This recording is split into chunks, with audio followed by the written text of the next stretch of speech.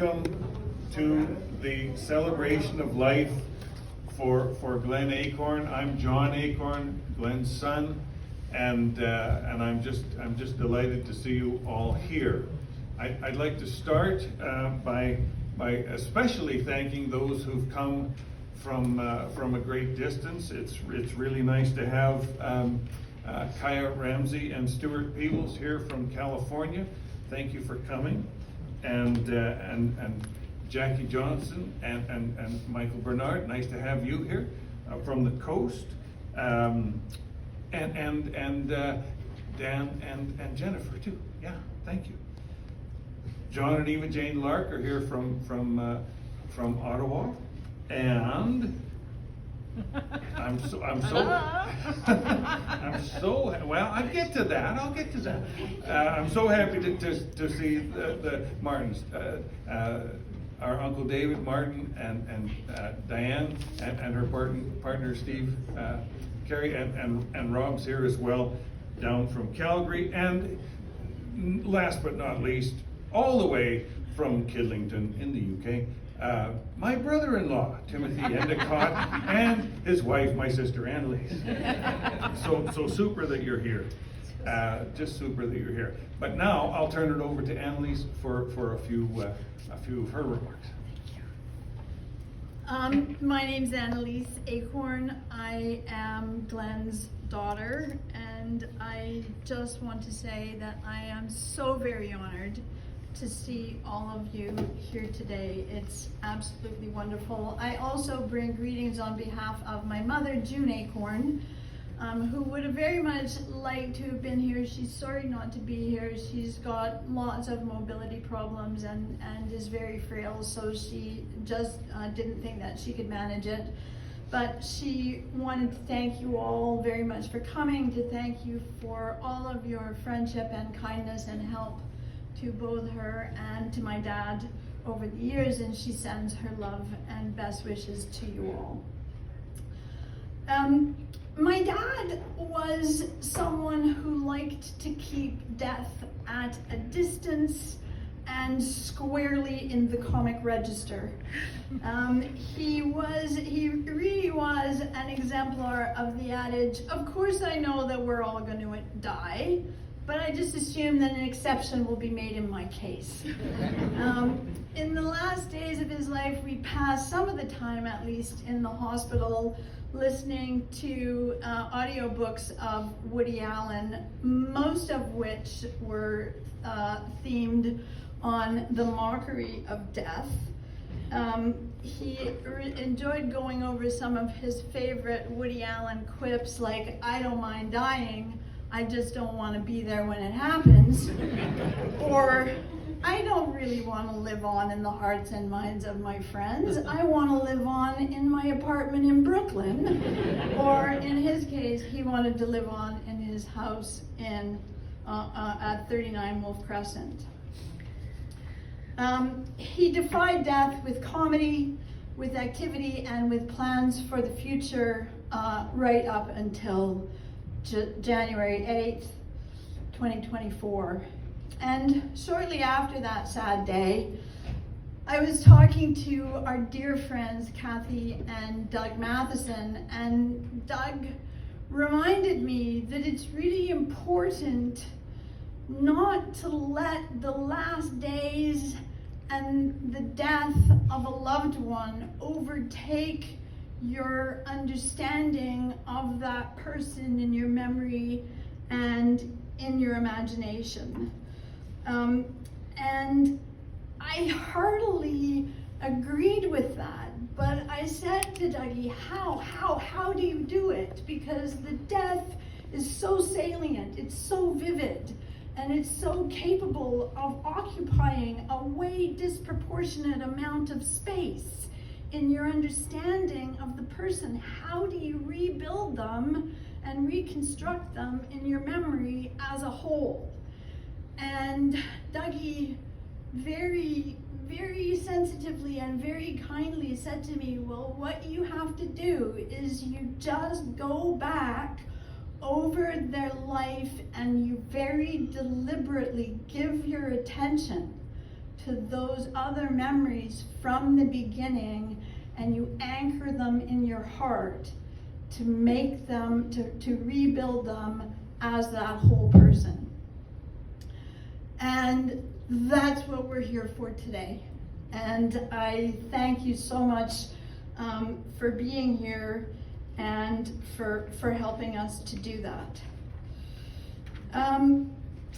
The most heroic thing that my father did, in my view, as a lawyer in his professional life, is that he refused to knuckle under to a ridiculous system of performance evaluation of lawyers and the as chief legislative counsel in the Attorney General's Department, which was instituted in the 1970s. Now, my sort of looking at this as the greatest thing he ever did, maybe colored by the fact of 35 years of living under a ridiculous performance evaluation system at the University of Alberta.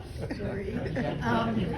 However, it struck me as completely heroic. He had like 9 lawyers who he had painstakingly recruited, including David Elliott, who's our next speaker.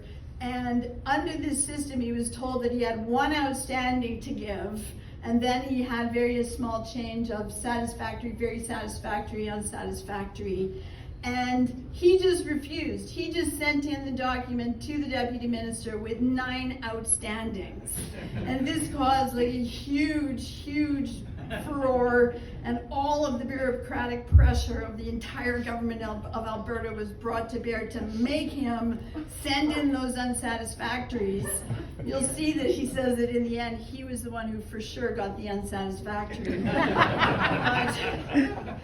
Anyway, he wouldn't do it, so they didn't actually fire him, they shuffled him somewhere else and got to, stripped him of all bureaucratic power in the department. And then that sort of created the opening for what he considers to be the biggest break of his life, and the one that he owes the hugest debt of gratitude to David Elliott for. And David then had gone into private practice. Dad, at David's encouragement, joined him. They set up the firm of Acorn, Elliott, and nowhere in my memories of my dad do I see him as more energetic than when he was whirring around in the elegant, beautiful hallways of the offices of Acorn Elliott in the Lamarchon mansion. We were also impressed that he had this very sophisticated English partner, and my dad just was so proud of being a part of that dynamic duo, and I am extremely glad to be able to introduce David Elliott now.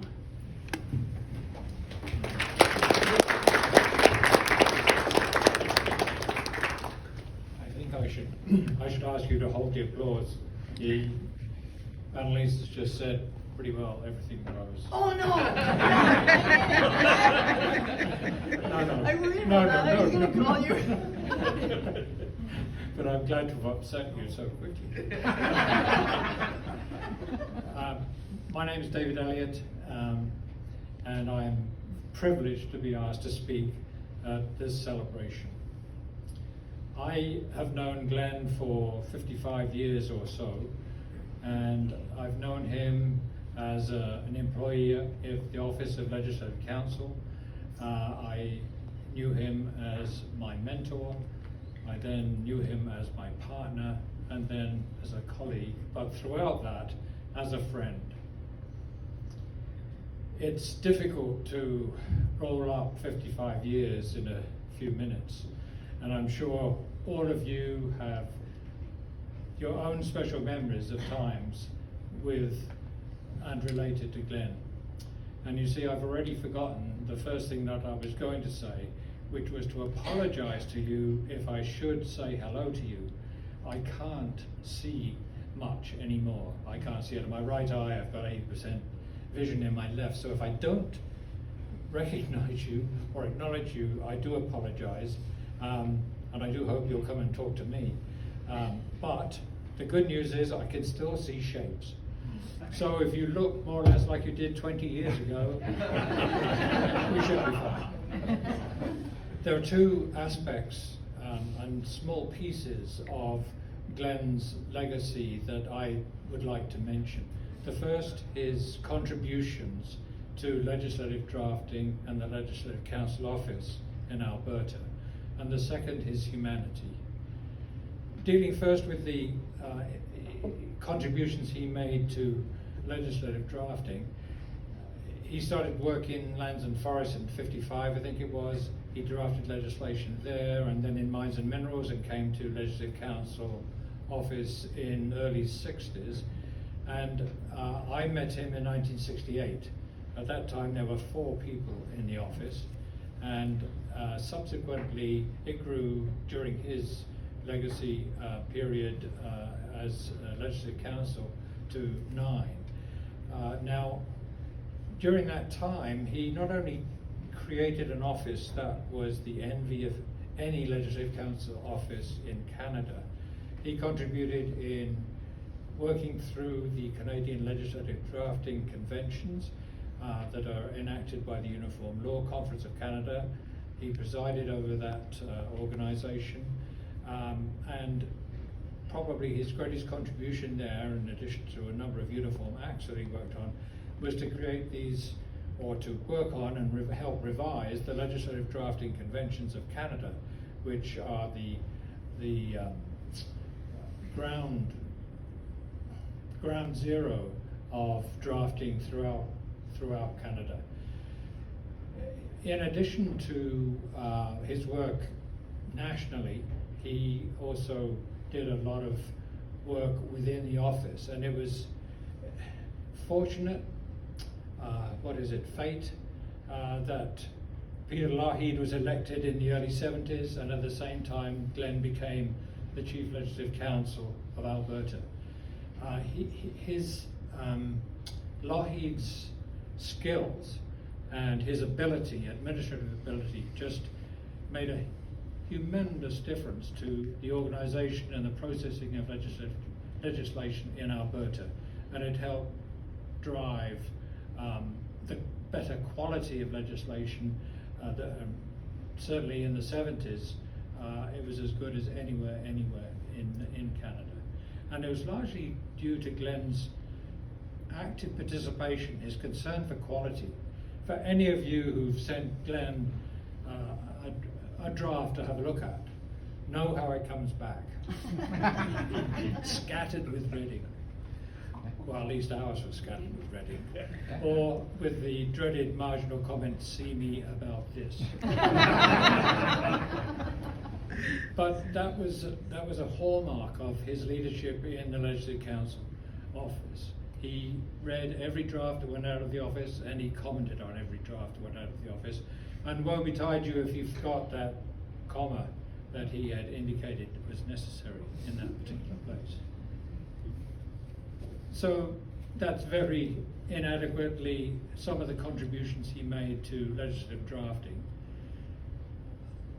I was thinking yesterday about why he so disliked emails.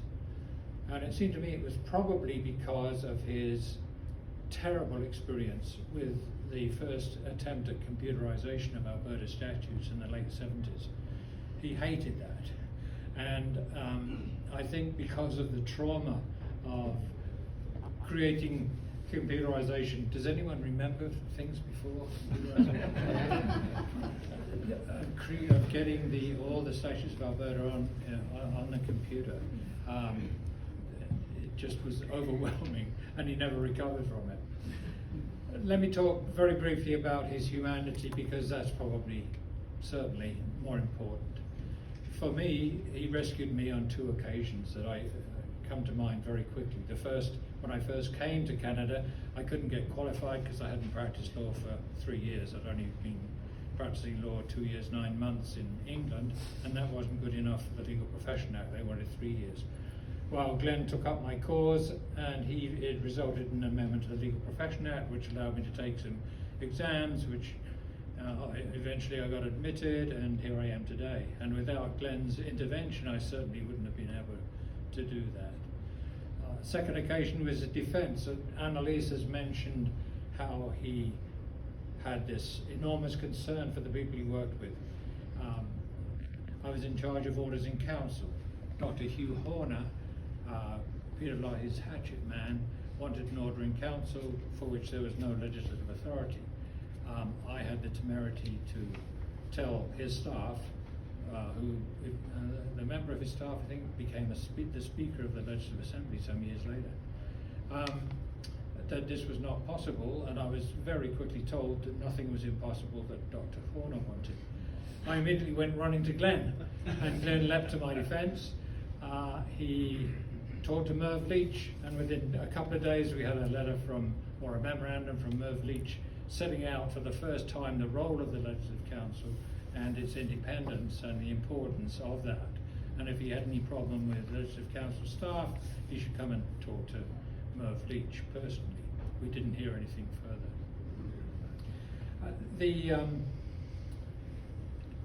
The time that Annalise has described is another indication of how much he cared about his staff. His absolute fury at the process led to, after he left the Legislative Council office, he went to Municipal Affairs for a brief period, worked on some constitutional issues early in the 80s related to energy, and as Annalise mentioned, we discovered the La Marcha mansion. It was by accident. We went rushing over there, found that they were in the process of renovation, and decided this was the place to set up. And it was really such a wonderful office space, and we can never thank June enough for her wonderful eye and her design. We had so many compliments, and it was such a wonderful place to work in. So many memories and so many things that could be said, but let me conclude by an experience I had 2 months ago in early February. I was in Nicaragua with my partner. We were on a dry, dirty, dusty street in a small town. I was thirsty. Just ahead there was a bar that fronted onto the street, directly onto the street. Perfect. Found the seat and I sat down. And the moment I sat down, I had this most unique experience. There was a tenor sax playing.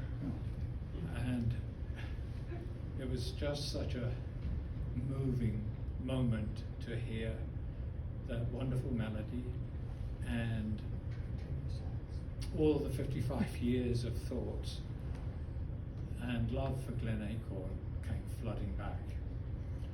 So it seemed then that Glen was saying to me, farewell. And so I am delighted to have had the opportunity here to say farewell to Glen.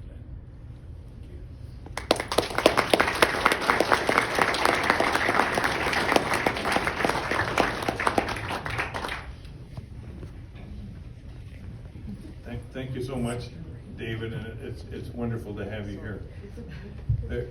I think there were three main spheres in my dad's life. There was his family sphere, there was his legal sphere, and there was his musical sphere. So next we'll hear from a member of his musical community. Father was, he played saxophone. You know this. He played in dance bands back in the 40s, and he got back into it later in life and enjoyed it very, very much. He loved to tell stories about music. He loved to tell stories about the great players that he was privileged to work with.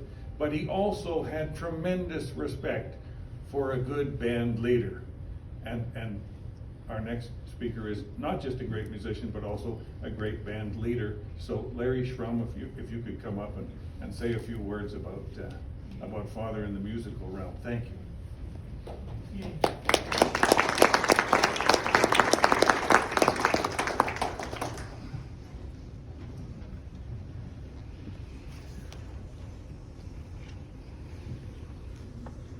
Wow, I'm not sure I can follow that.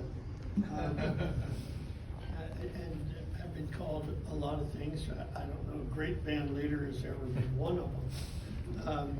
But I knew Glen, and I knew him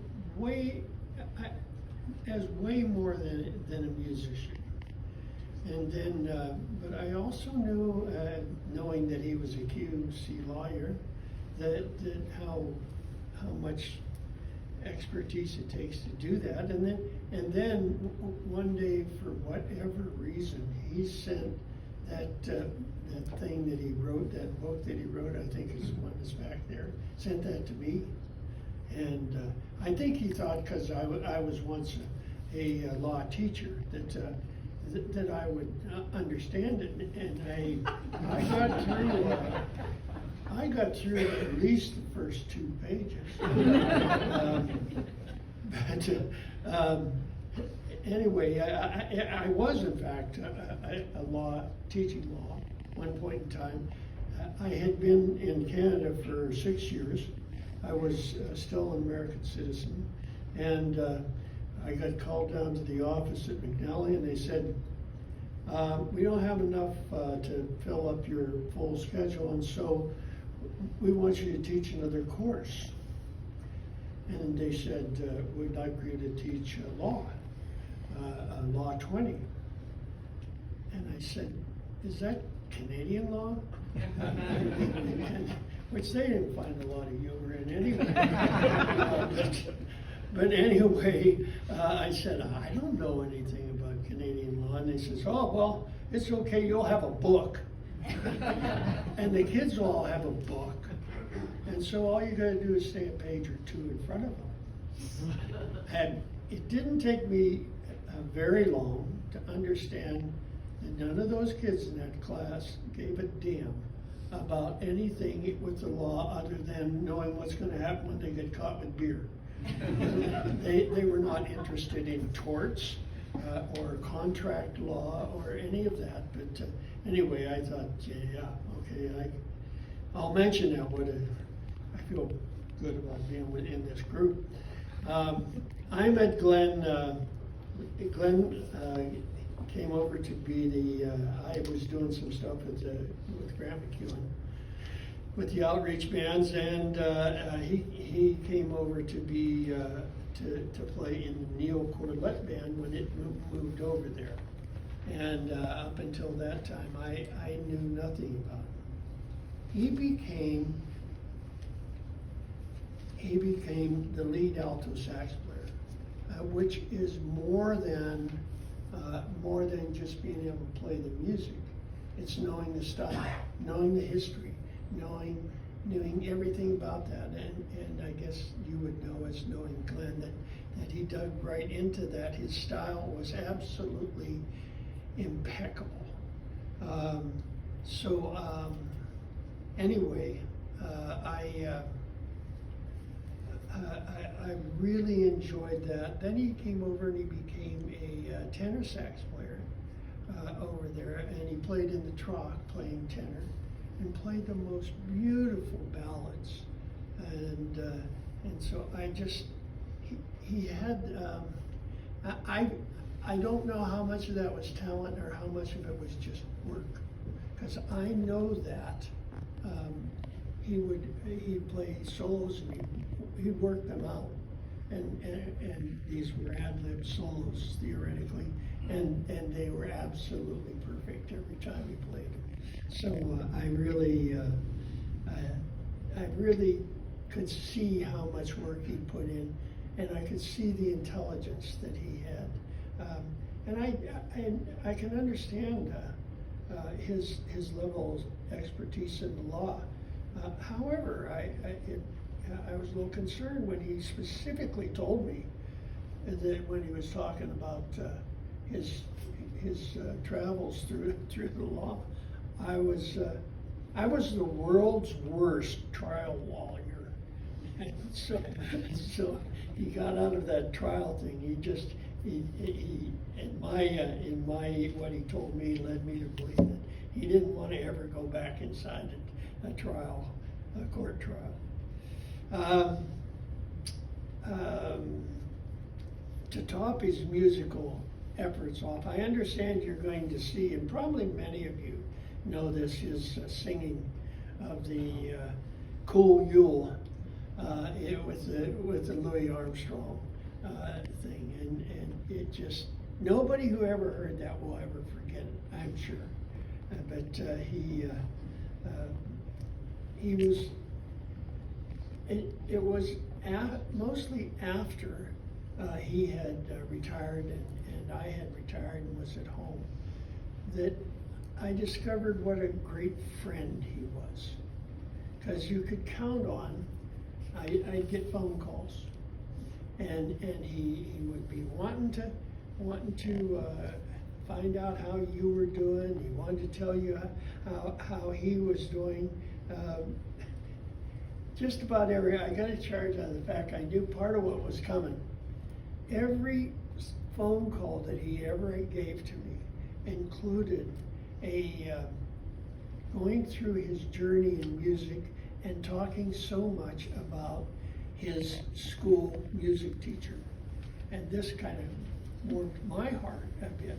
His first music teacher started him on, as I understand, clarinet, gave him an alto sax, gave him his alto sax, and put him in his band, playing gigs. And that was his start when he was still in school of his playing in bands. He according to him, he played his way through and made money going through university, law school, and the whole bit. His biggest love and the thing he was most proud of was coming down to Sylvan Lake and playing with PJ and PJ's dad's band, Paul Perry's band at Sylvan Lake. I don't know how maybe many of you are aware of it. Have you been to Sylvan Lake recently? They have a great display up, or I hope it's still up, all about the varsity hall down there, including pictures. One of the pictures, which you can see him sitting in the sax section of that thing, and also they have the lady down there was very, very helpful, because I called and asked, are those pictures available? Rather than me just trying to take a snapshot, she sent them all to me, and I sent them off to John, and they're down there. You can go to the Sylvan Lake archives, which is just a block or so away from that thing, and go through all of those pictures. But it's quite the display, and he loved that his playing down there in the summer, according to what he said, more than anything. So that's, I know him as a musician. I know him as a warm, distinguished, and quite funny person at sometimes. He could come up with some real zingers. And so that's for me. I guess I'm going to introduce a couple of pieces here. Are they ready to go? Yeah, you bet. I'll have them queued up in a second. Okay. Is the Just Friends first? Sure, let's do that. Just Friends was written in 1931. It was a jazz standard. It was originally a ballad, like a love song, and I thought it would be terrific as a jazz tune, and so I rearranged it for River City and this is a River City Big Band playing Just Friends. The tenor solo in the middle is Glen. And there was a time, I don't remember what that switch was, why he went from lead alto over to tenor. I think it had something to do with Abel leaving. Anyway, this is Just Friends.